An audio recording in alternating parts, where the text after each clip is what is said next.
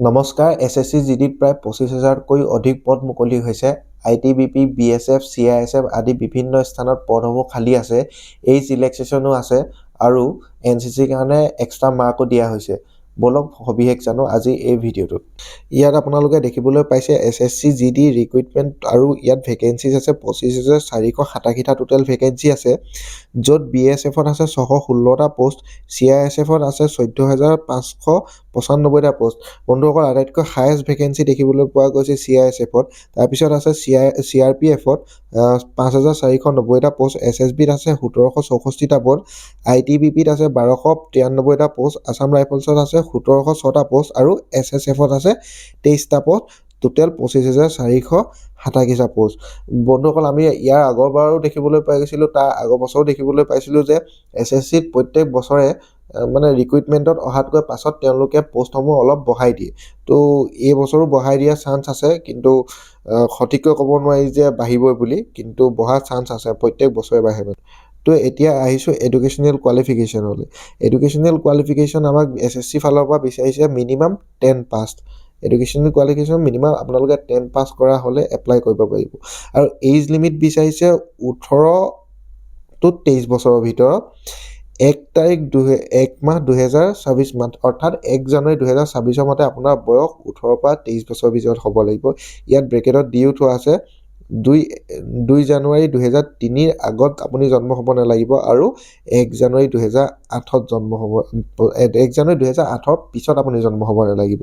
অৰ্থাৎ 2 জানুৱাৰী 2003 আৰু 1 জানুৱাৰী 2008ৰ ভিতৰত যদি আপুনি জন্ম হৈছে তেন্তে আপুনি এপ্লাই কৰিব পাৰিব। ইয়াত কেটেগৰীত এতিয়া এইজ ৰিলেক্সেশ্যন দিয়া হৈছে, আপোনালোকে দেখিবলৈ পাইছে এইজ ৰিলেক্সেশ্যনো আছে। ST SCৰ কাৰণে আপুনি 5 বছৰ এক্সট্ৰা এইজ পাব, 18 পৰা 23 বছৰৰ ভিতৰতকৈ আপুনি আৰু 23 বছৰৰ পিছতো আৰু 5 বছৰ আপুনি ৰিলেক্সেশ্যন পাব। OBCৰ কাৰণে আপোনাৰ দিয়া হৈছে 3 বছৰ এইজ ৰিলেক্সেশ্যন আৰু এক্স ছাৰ্ভিচমেনৰ কাৰণে 3 বছৰ ৰিলেক্সেশ্যন দিয়া আছে। এতিয়া আহিছোঁ এক্সাম পেটাৰ্ণ আৰু চিলেবাছৰ বিষয়ে।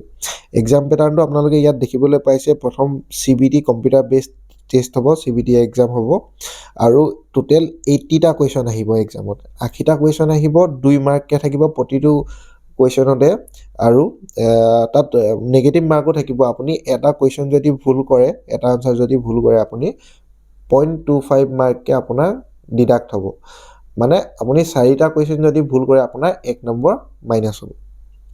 এতিয়া আহিছোঁ কি পঢ়িব লাগিব। জেনেৰেল ইণ্টেলিজেঞ্চ আৰু ৰিজনিং আপোনাৰ দেখিছে 20টা কুৱেশ্যন আহিব, টোটেল 2 মাৰ্ককৈ কৈছিলোঁ যেতিয়া 40 মাৰ্ক হ'ব। 20টা কুৱেশ্যন 40 মাৰ্ক আৰু GK আহিব 20 মাৰ্ক, মেথছ আহিব 20 মাৰ্ক আৰু এইটো গ্ৰামাৰ হয়, হিন্দী বা ইংলিছ।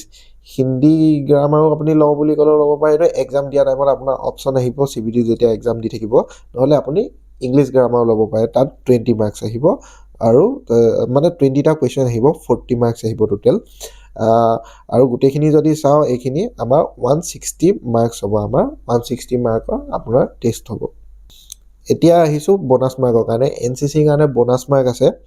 আপুনি ইয়াত দেখিবলৈ পাইছে আপোনালোকে যে NCC C certificate holder, NCC C certificate হোল্ডাৰসকলে আপুনি ৰিটেন এক্সামত যিমান মাৰ্ক পাব তাৰ 5% এটা এক্সট্ৰা মাৰ্ক পাব।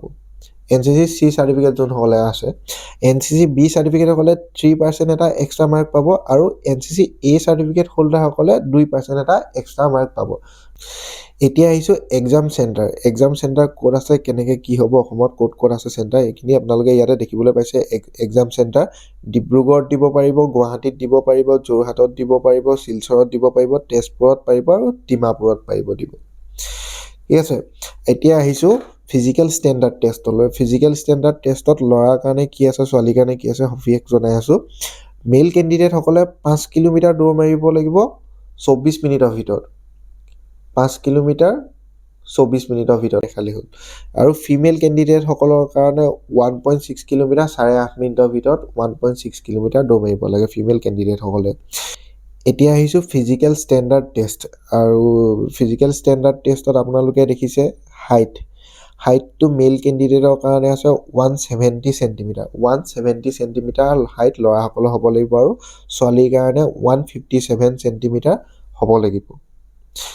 আৰু নৰ্থ ইষ্টাৰ্ণ ষ্টেটৰ কাৰণে ইয়াত আপোনাৰ ৰিলেক্সেশ্যন আছে মেল কেণ্ডিডেটসকলৰ কাৰণে 157 চেণ্টিমিটাৰ হ'লেও হ'ব আৰু ফিমেল কেণ্ডিডেটৰ কাৰণে 147 চেণ্টিমিটাৰ হ'লেও হ'ব।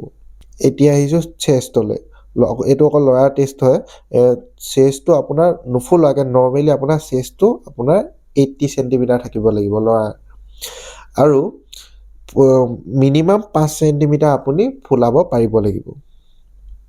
এতিয়া ইয়াতে নৰ্থ ইষ্টাৰ্ণ ৰিজনৰ মণিপুৰ, মেঘালয়, মিজোৰাম, ত্ৰিপুৰা এইখিনি আৰু Gorkha regiment Gorkha territorial administration GTA এইখিনিৰ কাৰণে অলপ ৰিলেক্সেশ্যন আছে চেষ্টটো ইয়াত আপোনালোকে দেখিবলৈ পাইছে 77 চেণ্টিমিটাৰ হ'লেও হৈ যাব, কিন্তু 5 চেণ্টিমিটাৰটো ফুলাবই লাগিব।